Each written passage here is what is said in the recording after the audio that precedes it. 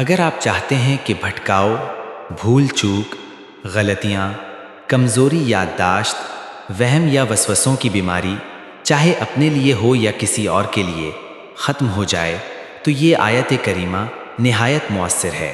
لا یضل ربی ولا ینسا، سورۃ طٰہٰ آیت نمبر 52۔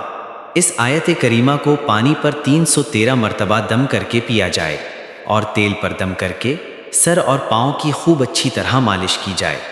جتنی زیادہ مالش ہو سکے اتنی بہتر ہے۔ یہ پانی مریض کو پلائیں اور وہ خود بھی چلتے پھرتے اس آیت کو پڑھتا رہے۔ انشاءاللہ یادداشت تیز ہوگی اور حافظہ مضبوط ہو جائے گا۔ اگر کوئی چیز یاد کر رہے ہوں مگر یاد نہ ہو رہی ہو تو اس آیت کا یہ حصہ ایک مرتبہ پڑھیں، پھر یاد کریں، انشاءاللہ بھول نہیں ہوگی۔